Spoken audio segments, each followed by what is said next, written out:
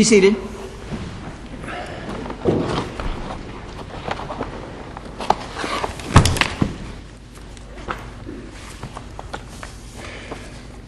All right, we're ready for the Blizzard versus Appliance Direct case. Mr. Coleman, you sure know how to squeeze every ounce out of a deadline, don't you? I do, and I apologize if she got off at the wrong exit.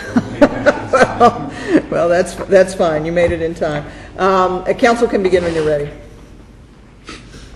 May it please the Court, my name is Maurice Arcadier, counsel for the appellant Nina Blizzard. This is a sexual harassment, hostile work environment retaliation case. At the close of all testimony at trial, the judge entered a directed verdict on both counts. We contend that entering a directed verdict on the facts presented at trial was error. To have a sexual harassment claim, this is a sexual harassment claim based on severe or pervasiveness. It's important to understand the distinction between severe and pervasiveness. We can prevail on either one. And the facts established at trial show that this environment at Appliance Direct was pervasive, kind of like the odor of garlic. If you smell garlic, it's pervasive all around. And this is what was happening the entire time that Nina Blizzard was under the supervision of Jeff Rock. Another important distinction to make in this case as opposed to the other cases is the fact that this deals with a supervisor. A lot of the egregious conduct that other courts have ruled that do not amount to under the severe or pervasive test in a sexual harassment case deals with coworkers. This is the direct supervisor. And also important What difference does that make? Well, under Faragher, the Supreme Court Faragher case, it makes a clear distinction. And it explains that when it's a supervisor, certainly the employee just can't ignore the supervisor, can't just walk away as they could with a coworker or report it to the supervisor because this is a supervisor. Mr. Rock was the store manager of Appliance Direct. He also sold alongside with them. This was constant. The harassment, the sexual innuendos stated by Mr. Rock was on a daily basis, morning, breakfast, lunch, and dinner. Every day was constant, severe, and pervasive. And under Florida law, employers should not be allowed to subject an employee in that fashion. It's simply is wrong and is protected under Title VII. What do you make of the argument that the comments from Mr. Rock were not specifically directed to Ms. Blizzard? That's correct, Your Honor, and we need to look very closely at the Reeves case, which is my supplemental authorities. A Reeves case, Reeves versus C.H. Robinson, and a sister case, which is Gallagher versus C.H. Robinson. They specifically state that it doesn't have to target the plaintiff, and that simply, if I may quote directly from the case, it says, "Therefore, even if such language was used indiscriminately in the office such that men and women were equally exposed to the language had a discriminatory effect on Reeves because of the degrading nature. Certainly, even though sexual comments are said both to men and women in an open room, certain comments are going to be more degrading to women, which is Mr. Rock talked about his penis, his size, his sexual prowess, how he needs to put his penis inside a sock, just constant sexual harassment of this nature the entire time while my client was just trying to do work at Appliance Direct. And so that certainly meets that criteria. That's why it's important to look at Reeves. And in Reeves, the 11th Circuit said that they had never held before that comments that are not targeted at plaintiff would be enough, but under Reeves the standard has changed, and they said we are looking at our decisions based on race discrimination cases, and we're going to apply that same standard to sexual harassment cases where it doesn't have to be targeted to the individual. Next, we also have a retaliation claim, and as stated in the briefs, from the very beginning, Ms. Blizzard had a conversation with a coworker. A coworker reported Mr. Rock, and then when Mr. Rock got a wind of it, he came down, had the nastiest meeting my client has ever heard. But that was with a male, right? Excuse me? That was a male that went up and complained, right? Yes, that's correct. But that's the start. That just sets that just sets the environment that you can't complain about Mr. Rock. But Ms. Blizzard also corrected the zone manager, who's a manager for 4 stores, and explained to him what was going on. And then she reported it to a substitute store manager. And most importantly, the day before she got terminated, on September 29th, she reported the sexual harassment to Human Resources. And the very next day, she gets terminated. And the human resource individual was Ellen Berry at that time. Clearly, that meets the retaliatory standards. In order to have the prima facie elements of retaliation is that you have to complain about protected activity, you have to have an adverse employment action, and there has to be a causal connection between what you complained about and the adverse employment action. Help me with the facts on her report to the human resource person. I thought that she ran into her somewhere and said, we got to be hush hush. We need to talk about this at some point. And they never did discuss any specifics. Did I miss the specific discussion somewhere? A little bit. On page 53 of the transcript, it states that she was asked in cross-examination, did you report the sexual harassment that was happening? And she said, yes, I did. And she was going to explain it in more detail when she had time. This was at the close of business on the 29th of September. She was going to go into more detail about it, but she didn't have the opportunity because the very next day in the morning she gets terminated. What did she allege in her testimony that she reported to it's Miss Berry, I think, the human resource person? That's correct. There's nothing on the record that states specifically what she reported. She just said, it's terrible down there, we're exposed to sexual harassment, and there's no more detail than that. Did she identify in that brief conversation, because it's my understanding that they sort of left with the understanding we'll get together tomorrow or sometime in the near future and discuss this in more detail, which didn't happen. But did she express in that conversation that Mr. Rock was the alleged harasser? She didn't testify specifically Jeff Rock, but that's what they were talking about, because Jeff Rock had just screamed at Ellen Berry himself, and that's how that conversation occurred. They were talking about Jeff Rock. Thank you. Was her deposition taken, Ms. Berry's? No. So, And she did not testify? She did not testify.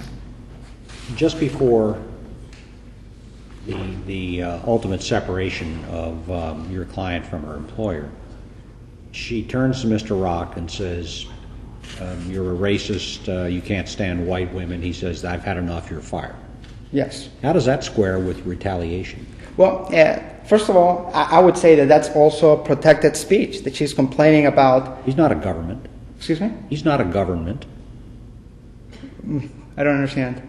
Well, I mean, if you're making a First Amendment article, I mean, No. she certainly has a right to say that, but he has a right to fire her. If No, he sure, wants. no, but I'm saying that's protected under Title VII. She's complaining about an unlawful employment action, which is being a racist while at work. That's protected under Title VII. But more importantly, Jeff Rock didn't say that he fired her. He says he doesn't recall anything that happened. She testified he did. And Mr. Rock as well. In the transcripts, he doesn't recall anything. He doesn't recall if she fired, if she quit. He doesn't, I don't recall. That was the entire testimony of Jeff Rock. So the employer has never articulated a legitimate reason of why they fired my client. Well, the employer apparently took the position that she wasn't fired. In fact, they invited her, apparently after you sent them a letter, they invited her back to work. At trial, there was no articulation of a legitimate reason of why she was terminated. I wasn't able. There were discovery issues which I wasn't allowed to introduce after that because it was part of some kind of settlement.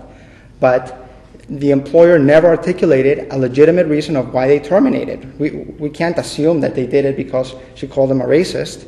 No, wait. I think if I remember the documentation, they wrote her a letter and said, you haven't been to work for a long time. You're still being carried on our insurance policies. Are you coming back or not? You got a week. And then apparently she didn't go back. And then they said, we're firing you because you haven't shown up to work. I don't believe that letter has been entered into evidence. Maybe it was marked as identification.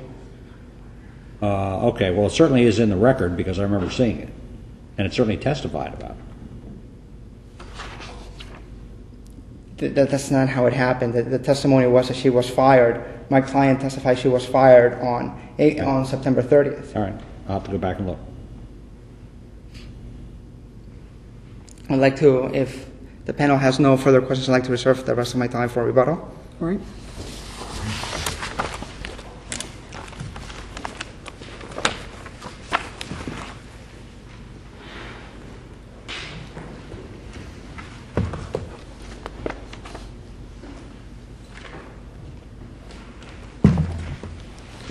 Good morning. May it please the Court, Christopher Coleman here for Appliance Direct. I think the issues are relatively narrow. We have harassment and we have retaliation. For the purposes of this argument, certainly, since it is here on a granting of a directed verdict, all inferences are in the favor of the plaintiff here. But looking first at the harassment, as I understand the plaintiff's appeal here is they believe that it's sufficiently severe or pervasive.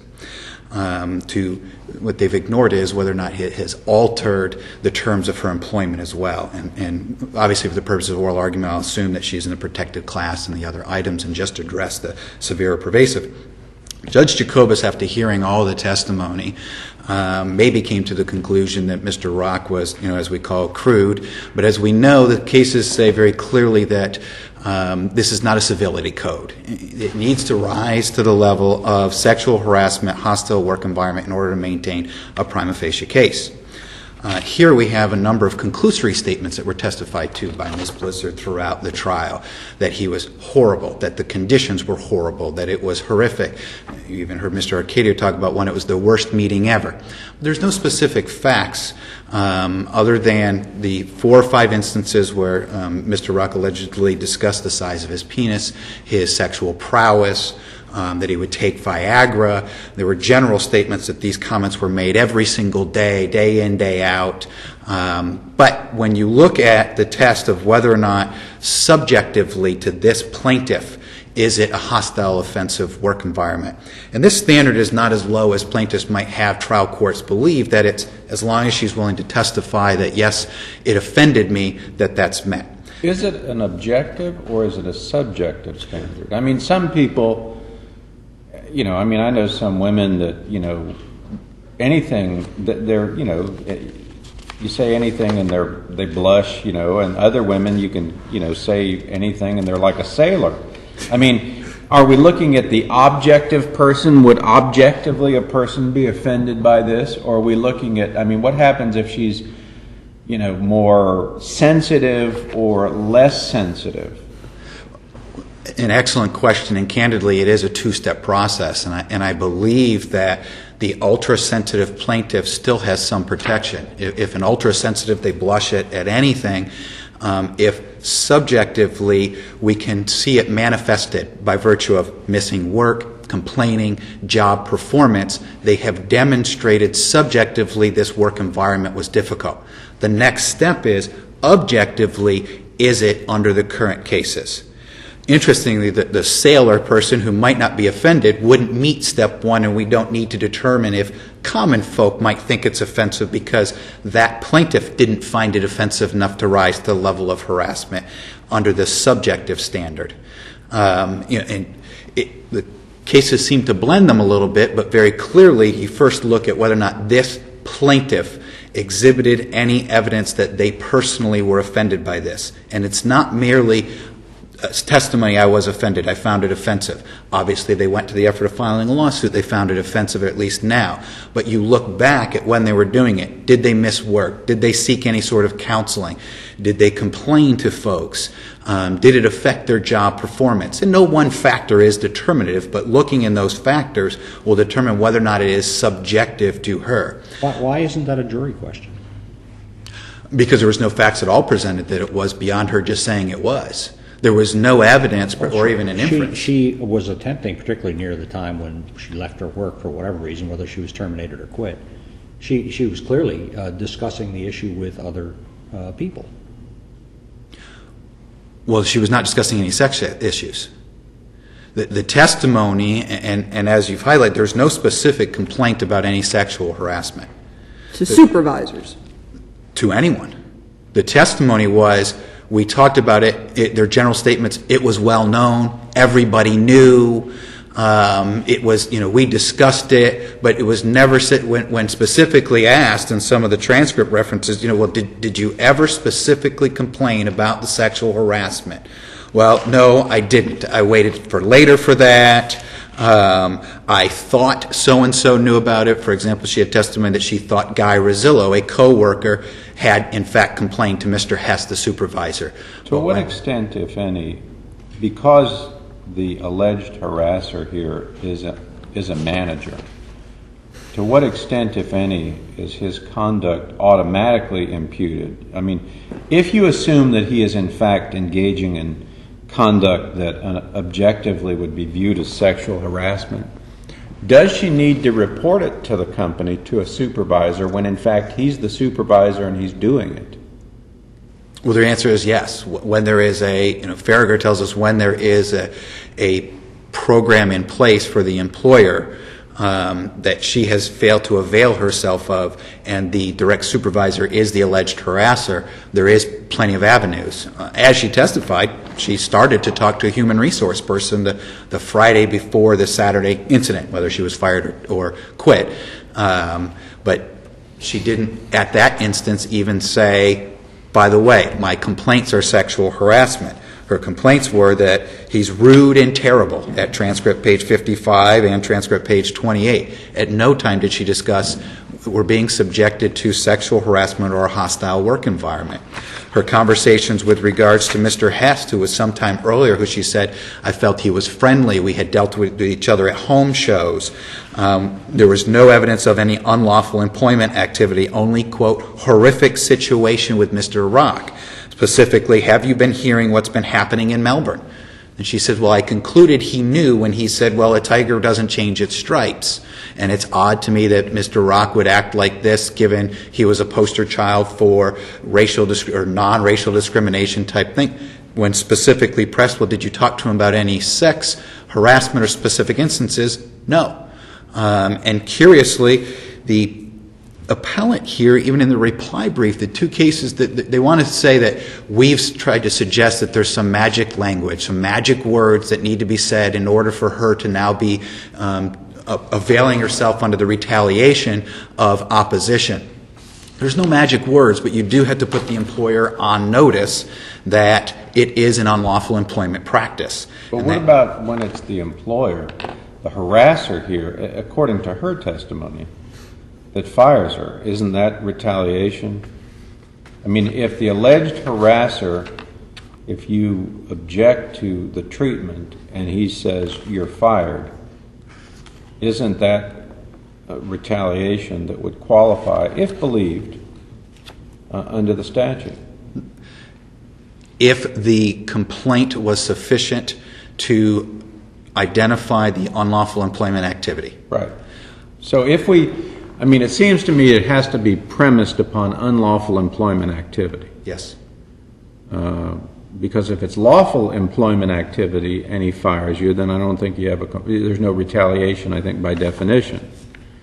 So it seems to me that the two arguments sort of dovetail that, if you, and since we have to infer things in favor of the appellant here, if his conduct, as she alleges it, is an unlawful employment practice, and he then turns around and fires her when she objects to it, doesn't that satisfy the retaliation claim? And I'm not sure which objection you're talking about, but as we outlined in the brief, if you're talking about her objection to Mr. Sherman, who then purportedly went upstairs and complained, there's no record evidence or any inference that can be made that it was sexual in nature.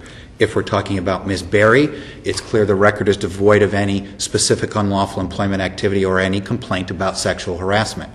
If we're talking about Mr. Hurst or Hest, as you can see, there was some confusion about what his name was, but there's no specificity about any sexual harassment, just horrific conditions. And all of the cases are clear from Sitar versus Indiana DOT down that say you have to specifically identify.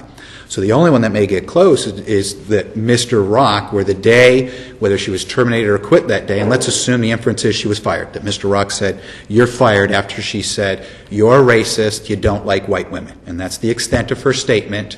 And that's insufficient. In fact, that specifically was addressed in the, and I'm forgetting the names, is it Bubber's case? Booker? The Booker case, which was later said, which was, that may identify that he has racial proclivity, but that was not her complaint. Her complaint was sexual harassment. Well, how about you don't like white women? Still didn't identify specific, the fact that we would make an inference then, so we would, and again, we need to make inferences in the favor of the plaintiff for the directed verdict, an inference that she's talking about some employment activity. Her merely saying, you don't like white women, coupled with nothing else, and I get unfavorable hours, I've been treated poorly here, I'm not making as much money as the rest, you're doing other things, but it's not coupled with anything. You don't like white women, we can't extend that further to an identification of an employment practice. Mr. Rock may not like white women, but doesn't demonstrate it as an unlawful employment practice in the workplace. So it doesn't, and what the plaintiff would have you do here is stack inferences. That her complaints about the workplace, although never manifested in job performance or directly against her, the best they've been able to argue is they believe that some that were inviting or receptive of this behavior received favorable treatment, which is not an element of Title VII violation. He can treat other people favorably. He can't treat Ms. Blizzard differently because of her protected class. And there was no evidence of that. The evidence was he would yell at white males, he would yell at, there was no minority salespeople to my recollection during that time, so I don't know if he was yelling at non-whites as well, but males and females, he was yelling at both. Hence the reason we had the testimony that Mr. Rod Sherman, a white male, purportedly went and complained. Mr. Guy Rosillo, white male, went and complained about his behavior. So it wasn't sexually based, and that's the nature of the charge here. And interestingly, even the Sitar case cited by the appellant here specifically says she had a case for affirmative action violation under Indiana law. Found there was violation. Ultimately, she got terminated, and during her termination procedure, she filed an EEOC claim for retaliation. Found that because she had never identified now that her complaint was sex-based, even though clearly she had a wrongful employment practice, there was no retaliation. You have to be specific in order to identify to the employer the nature of the unlawful employment activity. And this was not done here. What do you make of Reeves? I agree, actually, with counsel that Reeves specifically held where there may have been some cases that suggested the sexual jokes, the innuendos, had to be directed to the plaintiff, that Reeves made clear that it can just be throughout the workplace. And in Reeves, as you recall, the facts are far more egregious than here. Well, regardless of whether they were far more egregious, the issue we have to face is whether a directed verdict was correct, whether this should have been taken out of the hands of the jury. That's correct. So, I mean, it's not for us or for the trial judge to make a determination on which was worse. It's only on whether it meets the minimum standard. Oh, and I agree, and I think the cases suggest what the minimum standard is, where you have, in these cases where you have continual affirmations of summary judgments, finding that it does not meet the minimum standards because it's not a civility code.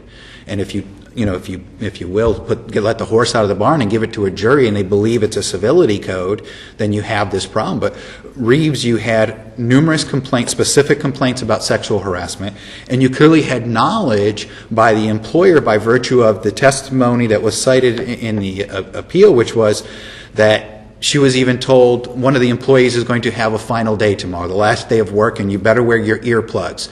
That she had complained numerous times to her manager, that she had changed the radio station that was lewd and crude that was on every single day, and it would be changed back.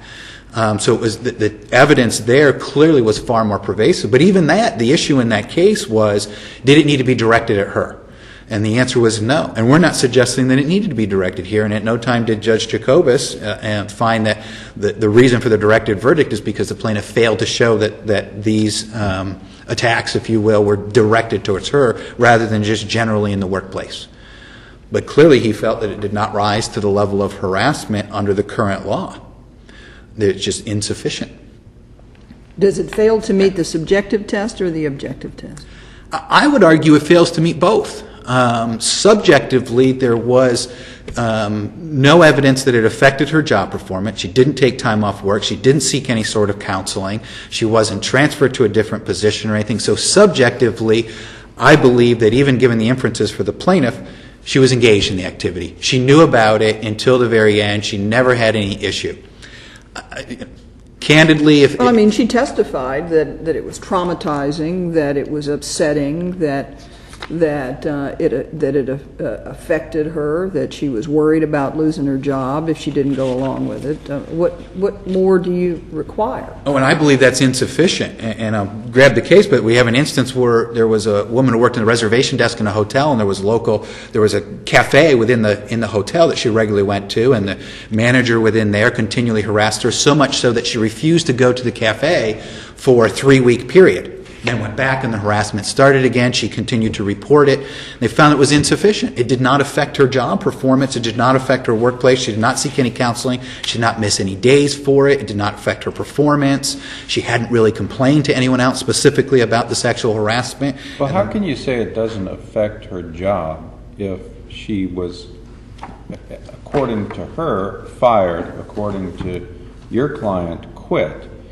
If she attributes either of those, that she was fired, according to her, because she objected to this kind of conduct, or from your client's perspective, she quit because she wouldn't come back to work to confront what she found to be an unpleasant work environment. I mean, that seems to be the ultimate evidence, perhaps, of an effect on your job, that you don't have it anymore. In a retaliation, when we're talking about the harassment alone, there was no presentation of evidence that the adverse employment action or the change in her work performance, I guess specifically, alter or affect the terms of her employment. The termination, and the only testimony by the plaintiff was, I was fired. So we don't have an instance where it was, well, I was worried about returning to work and that's how it altered my employment. What about the fact that she didn't get the favorable treatment that the other people who went along with him and laughed at his jokes got?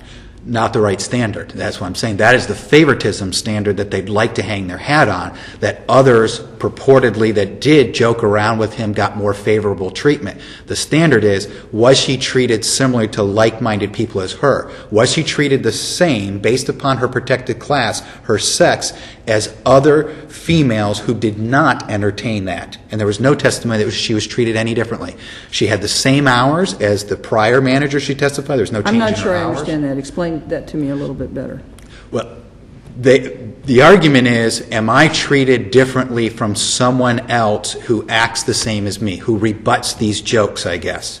If I'm treated more poorly than someone else, than what I would call a normal worker. It's not enough to have two classes of women in the workplace, those who laugh at your sexually charged jokes and those who endure your sexual harassment, and those who do not. That's not enough. You have to show that you were treated differently from those who, from just those people who do not. Is that what you're telling me the law is? That is what I'm saying, yes. And clearly the law says favoritism, those that do. What's your best case for that proposition? For the proposition that favoritism is not... favoritism only within that as long as you're treated the same as those who do not participate or do not endure the sexual harassment. Well, and I think my best case is the favoritism is not an element of. I don't have a specific case that talks about separate classes like that, and as long as you endure. Well, as I understand it, that's what you're positing. That it's not enough that I, as the person who does not laugh at the jokes, does not play along, does not get the favoritism, that's not enough, that I have to show something more. I am positing that favoritism in itself is not an element. I don't know that I'm saying that you have to show something more. You don't think that's a hostile work environment where you've got somebody who's engaging in this kind of behavior and some of the people will go along with it and laugh at the jokes and you're over here because you refuse to do that? You don't think that's enough for a hostile work environment? No, I do not. And that is why? And that is because it does not alter or affect the terms of her employment. She's not received worse treatment because she's received, if you will, normal treatment. And that is why. The fact that... So they're treated better, she's treated worse, but that's not enough. She's not treated worse. That's my point. Well, if they're treated better, then she has to be treated worse. No, she's treated as the job required. She's not treated worse from the terms of employment. It did not alter the terms of her employment. And the evidence of that was from her employment under a manager. She says, we got along great. I got the hours I wanted, I got the tickets I wanted, I got all these other items. And in this instance, when she was asked, did your hours change? They did not change. It was based upon seniority and everything else. Their only argument was there were some other people that appeared to get preferential treatment, but her employment did not change. And that's why I think the cases say you can't look at favoritism alone. You have to show that you received adverse, that your employment terms were altered as a result of this. And they did not demonstrate that here. Even though she says that it was, that she was afraid of being fired, you had to go along with it, it was very difficult at work, there was sexual tension, all of that. That's not enough. That is not enough, because those are conclusory allegations without specific supporting facts which have no probative value. Well, even she's in got lots of inference. facts here. I mean,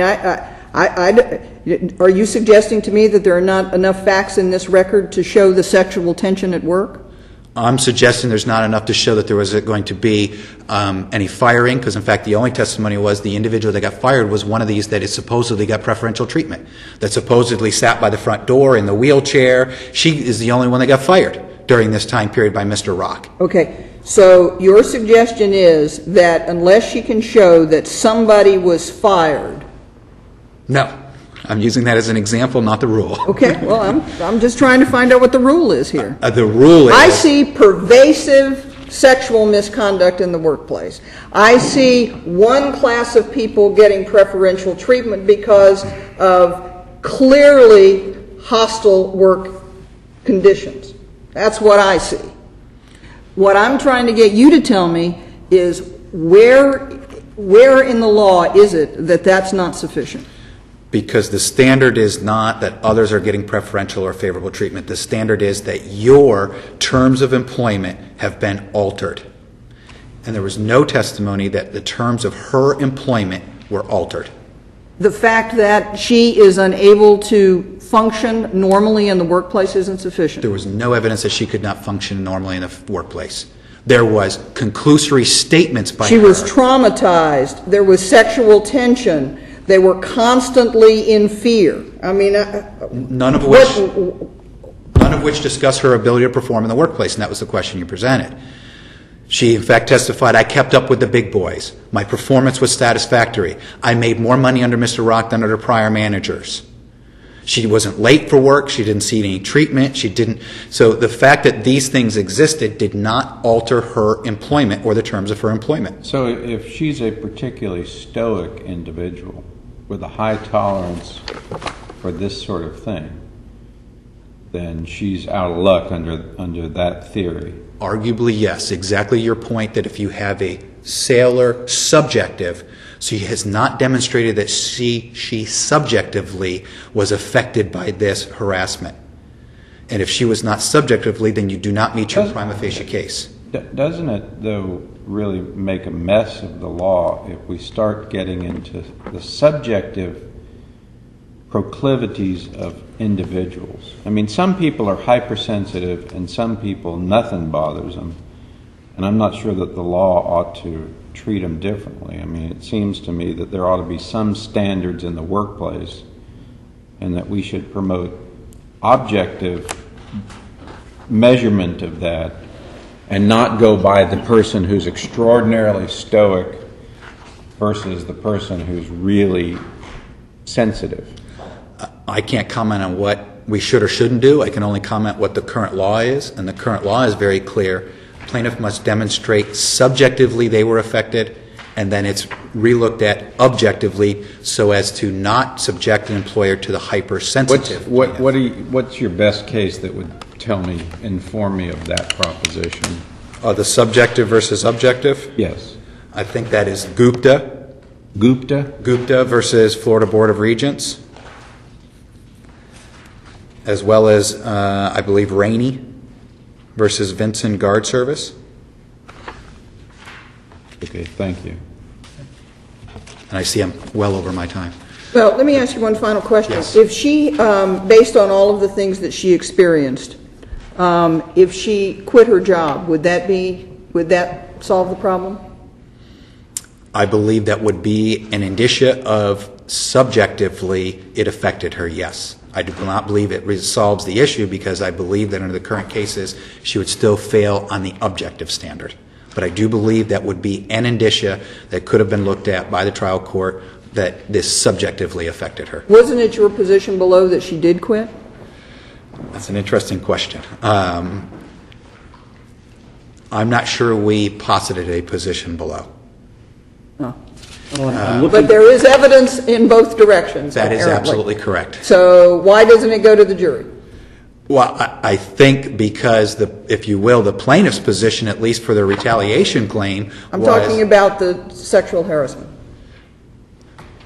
I think, again, because I don't believe, let's assume then the inference was, because yes, I think there was evidence of both. So the inference would go in the plaintiff's favor that she quit, and arguably the inference is because of the hostile work environment. Right. That is only now, I believe, the element under the subjective. Right. We still have to look at it under the objective, and under the current cases, it would not meet the standard for harassment. And that is because why? And that is because it is not sufficiently severe or pervasive under the current cases, in our opinion. Gotcha. Thank you very much.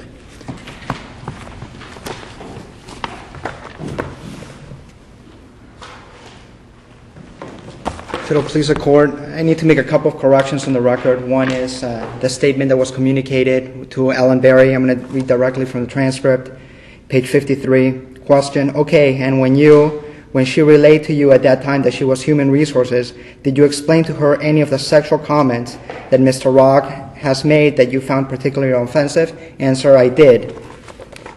I also would like to correct certain issues of the law which differentiate between supervisors and co-workers. And the leading case on this, landmark case, is Faragher.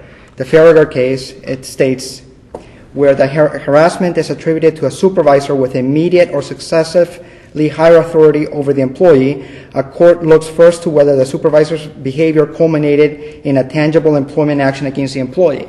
If you have a tangible employment action, that's it. That's all you need to do for that. Give me the page from the transcript about the comments to Helen Berry. It's on page 53. Page 53, okay. Lines 3 through... Well, that's close enough. I'll find it. And the last case you mentioned, was it Faragher? yes, it's... How do you spell it? Or do you have the site? yes. Give me a second. Yeah, Faragher versus the City of Boca Raton, United States Supreme Court case, June 26, 1998. Another thing, recently in Crawford versus Metropolitan, another United States Supreme Court case, they specifically define and explain what is required in order to be engaged in protected, as it pertains to retaliation in asserting your protected speech. And that in that case, they say that if you provoke the conversation concerning the improper workplace, that's enough. That's directly from the Crawford case. And another thing concerning the tangible employment action, and we need to look at the Harris case for that. And that's also a Supreme Court case, Harris v. Forklift. The conduct in question need not have tangibly affected the plaintiff's job performance in order to be actionable. And this is also summarized in the Reeves case. And in Reeves, exactly like Your Honor just stated, Reeves says that conduct made it difficult to concentrate on work and caused her to leave the pod and stand in the hallway. Here we have a person that's terrified at the workplace. She testified on page 14 of the trial transcripts that she had to hide behind refrigerators. That's certainly a hostile work environment. Another thing that I need to correct from the record.